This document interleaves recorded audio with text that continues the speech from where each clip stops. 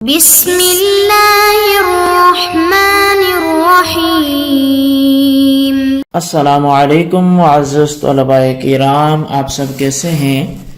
آج ہم موطا امام محمد کے سبق نمبر 263 کو پڑھیں گے۔ آج کے ہمارے سبق کا عنوان ہے دیت کا بیان۔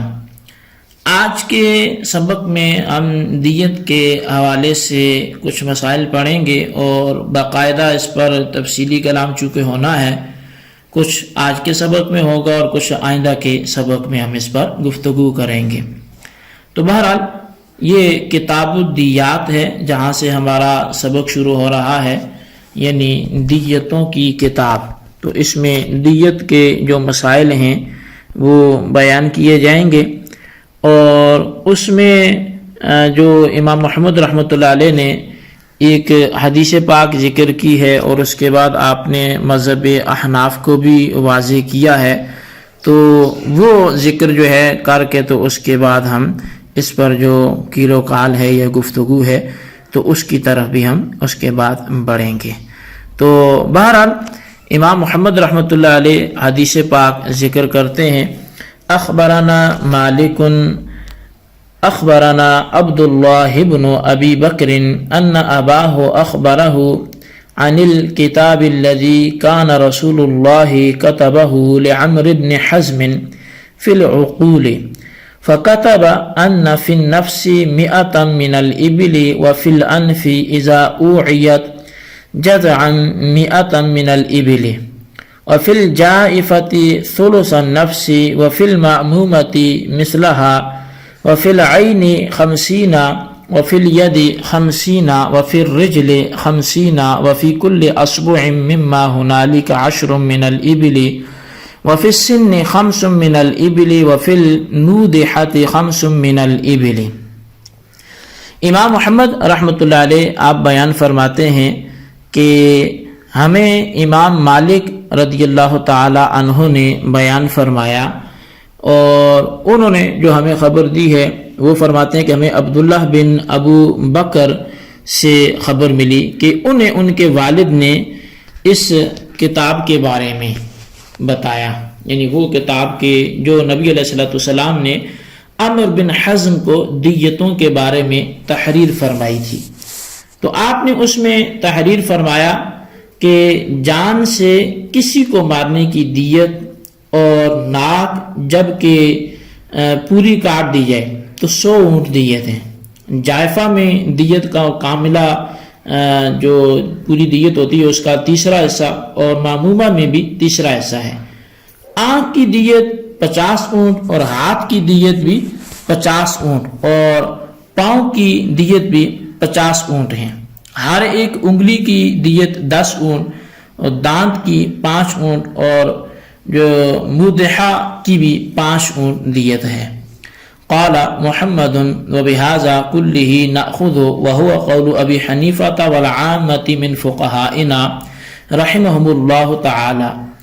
امام محمد رحمۃ اللہ علیہ آپ فرماتے ہیں کہ ان تمام پر ہمارا عمل ہے، اور یہی قول امام اعظم امام ابو حنیفہ رضی اللہ تعالی عنہ اور ہمارے عام فقہائے کرام کا ہے۔ اچھا، جائفہ یہ ایسا زخم ہے کہ جو کھال سے پیٹ کے اندر تک چلا جائے، اور معمومہ یہ جو دماغ کے آخری جھلی تک زخم پہنچ جائے، اور مودحہ ایسا زخم ہے کہ جو چمڑے کو کاٹ دے اور ہڈی نظر آنے لگے۔ تو بہرحال یہ چند کیونکہ اصطلاحات یہاں پہ ذکر ہوئی تھی تو میں نے سوچا ان کی وضاحت بھی آپ کے سامنے کر دی جائے، تعریف ان کی کر دی جائے۔ تو بہرحال قتل کی 3 اقسام ظاہر ہے، دیت قتل پر لازم آئے گی۔ تو قتل جو ہے وہ 3 طرح کا ہوتا ہے، ایک قسم اس کی قتل عمد ہے، دوسری قتل خطا ہے، اور تیسری قتل وہ والا کہ جو عمدن قتل کے مشابہ ہو۔ تو اب قتل عمد کیا ہے؟ تو جان بوجھ کر ارادہ قتل کے ساتھ کسی کو ایسے آلہ کے ساتھ قتل کر دیا گیا کہ جو دھاری دار آلہ تھا یا بہت وزنی اور بھاری بھرکم آلہ تھا، تو اس طرح کسی کو مارنا یہ قتل عمد کہلاتا ہے۔ ایک جان بوجھ کر ہو اور دھاری دار آلے سے اس کو مارا گیا ہو، یا وزنی بھاری بھرکم ہو کہ جس سے عموماً بندہ مر جاتا ہو، تو یہ قتل عمد کہلاتا ہے۔ اسی طرح جو قتل خطا ہے تو وہ یہ کہ ارادہ قتل تو نہیں تھا، مطلب کسی کو مارنے کا ارادہ نہیں تھا، بلکہ کسی شکار وغیرہ کو مارنا چاہا اس نے، کہ کسی شکار کرنا چاہ رہا تھا، لیکن اتفاق سے بلا ارادہ وہ کسی شخص کو لگ گیا اور وہ اس سے مر گیا، تو یہ جو قتل ہوا یہ قتل خطا ہے، کہ ارادہ اس شخص کو مارنے کا نہیں تھا، کسی دوسری طرف یہ فائر کر رہا تھا اور پھر وہ غلطی سے اس کو لگ گیا کہ جسے نہیں لگنا چاہیے تھا۔ اور تیسری جو قسم ہے وہ قتل شبہ عمد ہے، اور قتل شبہ عمد کا مطلب کیا ہے کہ قتل کرنے کا ارادہ نہیں ہے، اور اعلیٰ بھی ایسا استعمال کیا جاتا ہے کہ جس سے اکثر اور بیشتر آدمی قتل نہیں ہوتا، تو مطلب ایسے غیر دھاری دار آلہ یا کوئی اتنا بھاری بھرکم نہیں تھا اور ارادہ بھی قتل کا نہیں تھا، تو جب اینٹ پتھر مار دیا یا ہلکی سی لکڑی کے وار کیے، کنکری ماری جو اس کی کنپٹی پر لگی اور وہ بندہ مار گیا، چونکہ اس میں صرف اذیت کا ارادہ تھا، لیکن اسے عمدن قتل سے ملتا جلتا اسے کہیں گے۔ تو بہرحال یہ تین قسمیں ہیں جو قتل کی بیان کی جاتی ہیں، اور کتب فقہ میں تفصیل سے ان پر کلام بھی ہوتا ہے۔ اب یہ سزائیں قتل کی کیا ہے، یعنی یہ تو تھے قتل کتنی طرح کا ہوتا ہے، تو وہ 3 طرح کا ہوتا ہے، لیکن ان کی سزائیں کیا ہیں؟ تو قتل کی 4 سزائیں ہیں۔ پہلی ہے قصاص، دوسری ہے دیت، تیسری ہے کفارہ، اور چوتھی ہے صرف گناہ۔ اب یہ بات یاد رہے کہ جو قتل عمد ہے نا، تو قتل عمد میں جہاں قصاص ہے اس کے ساتھ گناہ بھی ہے، یعنی 2 چیزیں ہیں، قصاص بھی دینا پڑے گا اور گناہگار بھی ہوگا، لیکن کفارہ بھی نہیں ہے اور دیت بھی نہیں ہے۔ ہاں اگر وہ رسائے مقتول وہ قصاص معاف کر کے دیت لینے پر راضی ہو جائیں تو پھر دیت کی ادائیگی واجب ہو جائے گی۔ اس صورت میں دیت جو ہے وہ قتل خطا کی دیت سے سخت ہوگی۔ اچھا، یہاں سختی اور نرمی کا مطلب یہ ہے کہ اگر قتل عمد کی دیت 100 اونٹ ہے تو یہ اونٹ بڑی عمر کے ہوں گے۔ قتل خطا میں عمر کے اعتبار سے کم عمر بھی دینے وہ جائز ہیں، لیکن قتل عمد میں جو قصاص کی معافی کے حوالے سے اونٹ دیے جائیں گے تو وہ کم عمر کے نہیں ہوں گے بلکہ بڑی عمر کے ہوں گے۔ اچھا، اب یہ قتل خطا جو ہے تو قتل خطا میں قصاص اور گناہ تو نہیں ہے، لیکن کفارہ اور دیت ہے، یعنی قصاص بھی نہیں ہے کہ وہ جان بوجھ کے مارا نہیں، گناہ بھی نہیں ہے کہ جان بوجھ کے وہ غلطی کی نہیں، تو لیکن کفارہ ہے اور دیت بھی ہے۔ اچھا، کیونکہ گناہ کا تعلق ارادے سے ہوتا ہے اور یہاں ارادہ قتل نہیں تھا، لیکن ایک قابل احترام جان تو ضائع ہوگی نا اس کی وجہ سے، تو اسی کی وجہ سے دیت اور کفارہ لازم آئے گا۔ اچھا، کفارہ یہ ہے کہ ایک غلام آزاد کرے، جس کو قرآن کریم نے بھی بیان فرمایا سورہ نساء میں کہ جس نے کسی مسلمان کو خطا سے قتل کر دیا تو اسے ایک مومن غلام آزاد کرنا ہے اور اس کے ورثاء کو دیت ادا کرنا ہے، مگر یہ کہ وہ اس پر صدقہ کر دیں، یعنی معاف کر دیں۔ اچھا، قتل جو ہے یہ مشابہ عمد یا شبہ عمد جو ہے اس میں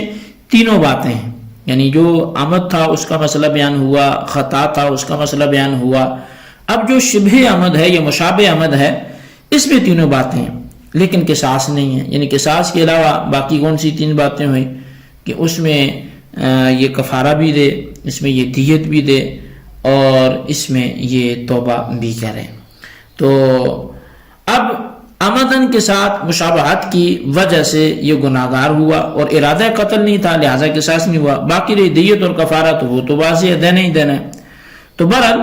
یہ جو قتل 3 طرح کے اور پھر ان کی سزائیں بھی اس اعتبار سے وہ جو 4 طرح کی سزائیں ہیں ان کا ذکر میں نے تفصیل سے کیا۔ اب تقسیم وراثت کے بارے میں جہاں گفتگو ہوتی ہے تو وہاں کچھ ایسے اشخاص اور ایسی کچھ رکاوٹیں ذکر کی جاتی ہیں جن کی بنا پر وارث کو وراثت سے محروم کر دیا جاتا ہے۔ ان میں سے ایک رکاوٹ وہ قتل بھی ہے، یعنی قاتل اپنے مقتول کا وارث نہیں رہے گا۔ اس قتل میں وہ قتل بھی شامل ہے کہ جس پر قصاص واجب ہو یا کفارہ ہو۔ اس قاعدے کے پیش نظر نتیجہ یہ نکلا کہ قتل کی 3 صورتوں میں قاتل کو مقتول کی وراثت سے محروم کر دیا جائے گا۔ قتل خطا میں چونکہ کفارہ ہے، اگرچہ قصاص اور گناہ نہیں ہے، اور قتل عمد میں قصاص واجب ہے، اور قتل شبہ عمد میں کفارہ اور دیت ہے۔ اس لیے ان سب صورتوں میں قاتل مقتول کی وراثت سے محروم قرار پائے گا۔ ہاں چند استثنائی صورتیں ہیں جن میں قاتل کو بھی وراثت ملتی ہے، اور وہ جو استثنائی صورتوں میں سے پہلی صورت یہ ہے کہ اپنا دفاع کرتے ہوئے کسی کو مار دیا ہو، یا قریبی رشتہ دار وہ باغی سلام تھا اسے قتل کر دیا ہو، یا بچہ یا مجنون وہ قاتل ہے، یا اسی طرح بادشاہ کے حکم سے کسی رشتہ دار کو قتل کیا، لیکن اگر باپ نے بیٹے کو قتل کر دیا تو یہ قتل اس قواعد جو مذکورہ ہم نے بیان کی ان سے مستثنا ہوگا۔ اس قتل میں اگرچہ قصاص و کفارہ نہیں ہے، مگر باپ میراث سے وہ ضرور محروم ہوگا۔ وجہ یہ ہے کہ اس صورت میں قصاص اور کفارے کا نہ پایا جانا یہ خلاف قیاس ہے، اور براہ راست حدیث رسول صلی اللہ علیہ وسلم سے ثابت ہے۔ تو اب ہم دوسرے جو ہے وہ نبی علیہ السلام کی چونکہ حدیث سے ثابت ہے، تو اس وجہ سے یہاں باپ جو ہے وہ وراثت سے ضرور محروم ہوگا۔ تو بہرحال یہ چند ایک چیزیں آپ کے سامنے جو ہیں وہ بیان کی گئی ہیں کہ جو قتل کی تقسیم تھی وہ آپ کے سامنے رکھی گئی، قتل کی اقسام کیا ہیں، اور پھر قتل کر لیا تو قاتل کو کتنی طرح کی سزائیں دی جا سکتی ہیں، کتنی طرح کی سزائیں ہو سکتی ہیں، تو وہ 4 صورتیں وہ بھی ذکر کی گئی۔ کون سی قسم سے کون سی سزا متعلق ہوگی تو ان کا آپس میں جو ربط ہے وہ بھی آپ کو جوڑ کے بتایا گیا۔ اور پھر کیونکہ قاتل جو ہوتا ہے وہ وارث نہیں بنتا، تو اس میں کچھ استثنائی صورتیں بھی آپ نے سنی پڑھی، تو وہ بھی آپ کے سامنے بیان کی گئی۔ اب ان ساری چیزوں کو آپ اچھی طرح سمجھیں، اس کے خلاصے کو اپنے رجسٹر پہ ضرور لکھیں، اور بالخصوص آپ ان سوالات کے جوابات بھی دیں۔ سوال نمبر 1 یہ ہے کہ یہ جائفہ سے کیا مراد ہے، اور سوال نمبر 2 یہ ہے کہ قاتل وارث بن سکتا ہو ایسی کون سی صورتیں ہیں۔ کوئی سی 3 تحریر کریں۔ اللہ تبارک و تعالیٰ سے دعا ہے جو کچھ ہم نے پڑھا سنوں سے یاد رکھنے کی توفیق نصیب فرمائے۔ آمین بجاہ النبی الامین صلی اللہ علیہ وسلم۔